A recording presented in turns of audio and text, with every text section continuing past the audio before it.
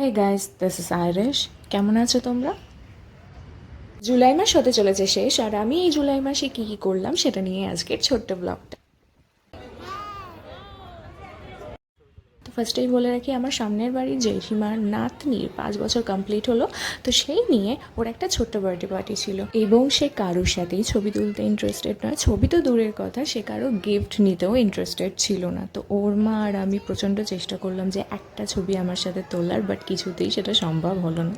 তো যাই হোক, সেখানে আমি আর মা সেজেগুজে গেলাম। তারপরে কিছুদিন পর আমার ভিক্টোরিয়াতে শ্যুট ছিল।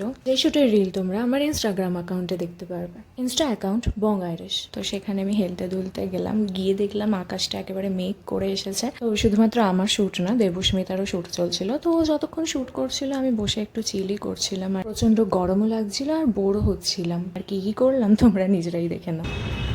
এই সিগারেট খাবি না, সিগারেট স্বাস্থ্যের পক্ষে ক্ষতিকারক। না সিগারেট না। হ্যাঁ শোন আছে, না না না না, সিগারেট খাবি না। কথা শোনে না মা, এই পাজি ছেলে। শু শু, আসো। ওরে বাবা রে, আসো আসো আসো। ওরে বাবা রে, আসো আসো আসো আসো। আসো আসো আসো। ওরে বাবা রে বাবা রে বাবা রে, সোনাটা।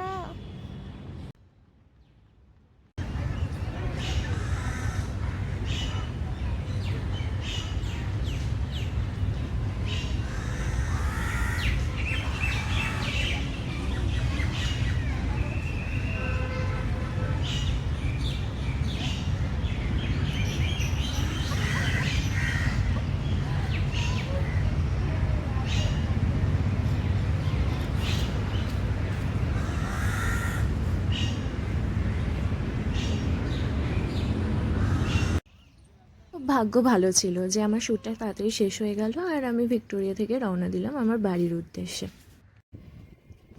ছাতা ক্যারি করতে ভুলে গেছি গাইস। ভাগ্য কি রোজ ভালো থাকে? একটা ছাতার দোকানে গেলাম, সেখানে ছাতার দাম চাইলো 250 থেকে 200 টাকা। আমি ভাবলাম ওটার থেকে আমি ভেজাই পছন্দ করব। তো বৃষ্টিতে ভিজতে আর আমাকে হয়নি, কারণ 45 মিনিটসের মধ্যে আমার শ্যুটটা কমপ্লিট হয়ে যায়। আর ফেরার সময় ছোট্ট পরিটার সাথে আমার আলাপ হয়। ওর মায়ের পারমিশন নিয়ে ওকে একটু আদর করে আমি বাড়ি চলে আসি।